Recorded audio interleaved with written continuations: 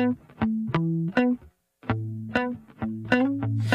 ever I had a video,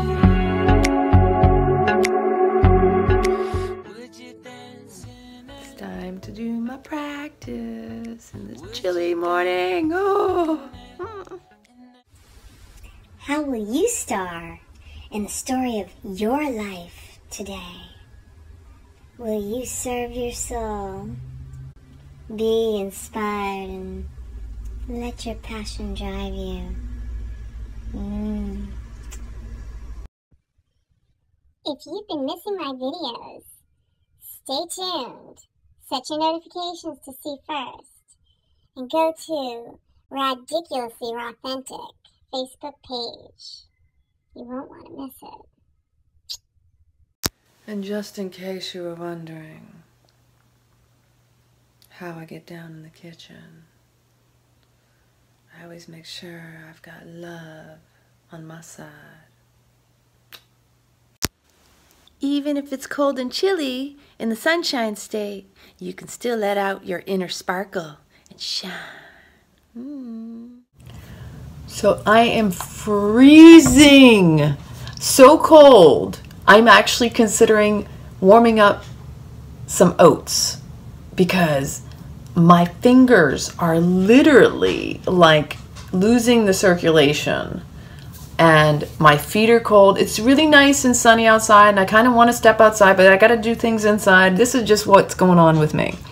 On top of which I'm formulating and calculating, because during the same time I'm doing this vlog, Tom is going through this very uncomfortable, very unusual situation with William and the family. And so I'm really considering doing this live video later today because the theme over the past couple days has really been about control.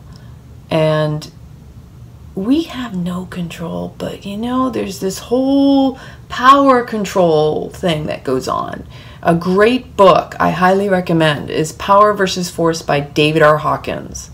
See, we all have power within us innately, but what we perceive as power is external, and it's considered truly force, because whether it's manipulation, whether it's a guilt trip, you know, which is a form of manipulation, external people trying to get you to do things the way they want them to, or you doing something in a way that you want to try to make someone or control someone.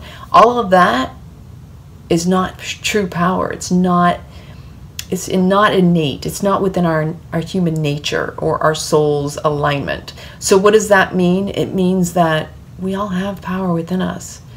But to step into that requires vulnerability, requires courage. It requires looking at fear and saying, I choose love over you, because there's only two things that will really truly motivate. The whole underlying current of motivation and what gets us and drives us in life to do, to be, is love or fear.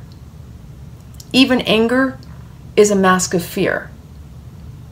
And so all of these different things we call something other than fear, still at the surface, at the root, underneath the surface at the root, is underlying fear.